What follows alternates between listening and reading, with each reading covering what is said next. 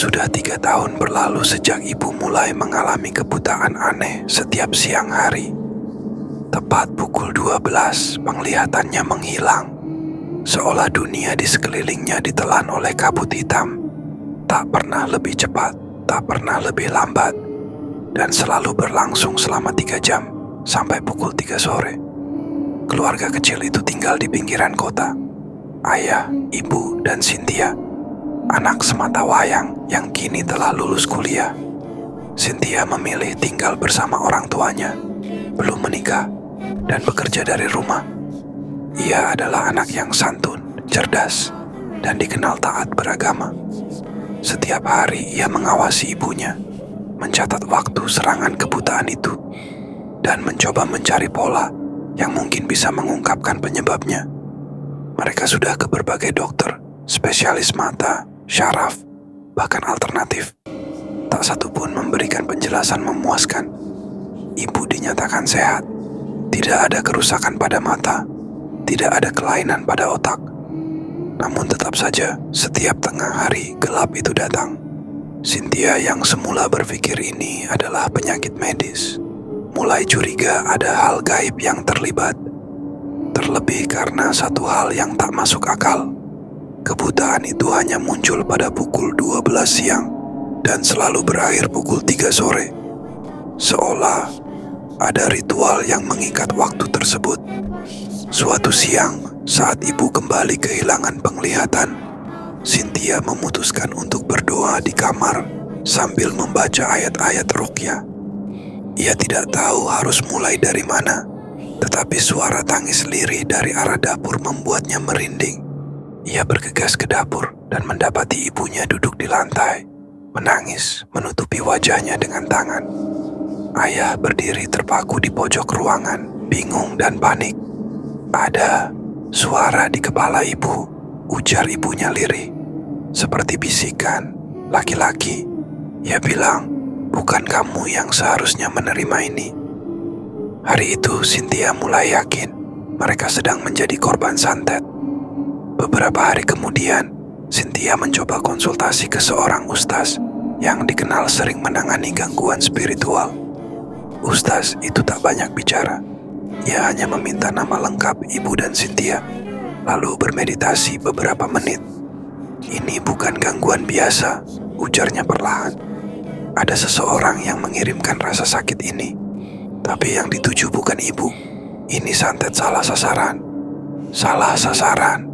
Tanya Cynthia kaget. Ya, yang ingin dikirim sebenarnya adalah kamu, Cynthia. Tapi karena kamu dijaga dengan baik, mereka tidak bisa menembusmu. Akhirnya santet itu berbalik dan menimpa ibumu. Ucapan itu membuat dunia Cynthia runtuh. Tapi, siapa yang tega? Ustaz itu hanya tersenyum tipis. Coba kamu ingat kembali 3 tahun lalu. Siapa orang yang pernah sangat marah padamu? Siapa yang mungkin menyimpan dendam? Cynthia menghabiskan malam itu merenung. Ia mencoba mengingat satu persatu orang dari masa kuliahnya. Lalu, seperti petir menyambar, ia teringat sosok Dimas. Dimas adalah teman sekelas yang pernah menyatakan cinta padanya. Tapi Cynthia menolaknya dengan halus, dengan alasan tidak ingin pacaran sebelum menikah.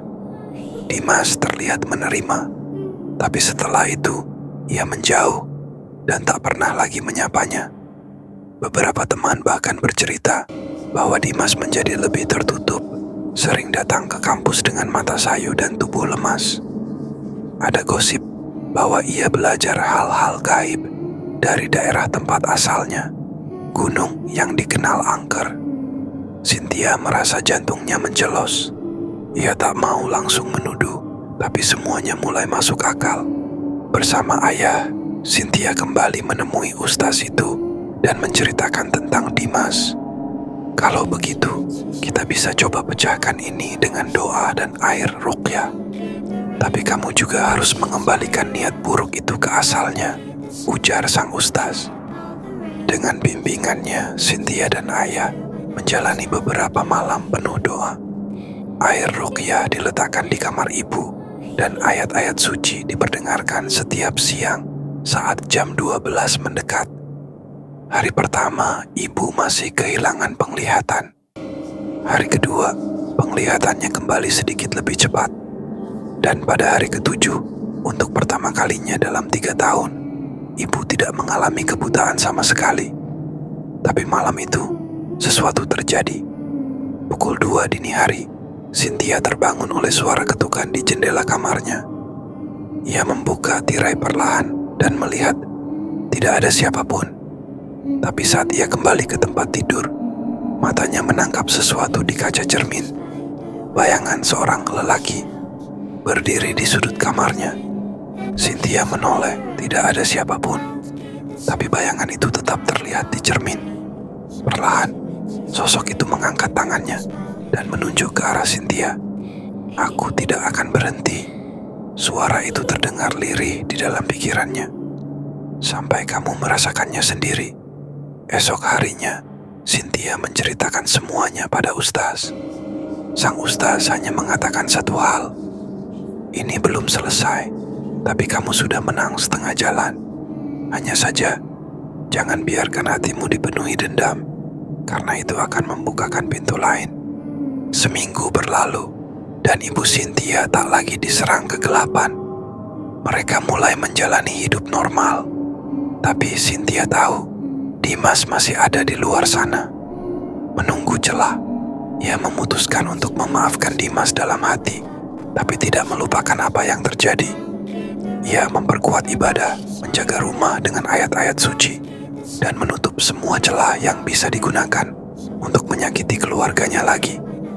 Malam-malam kini tenang, tapi setiap jam 12 siang, Cynthia tetap duduk di samping ibunya, menunggu, berjaga, dan berharap hari itu takkan kembali.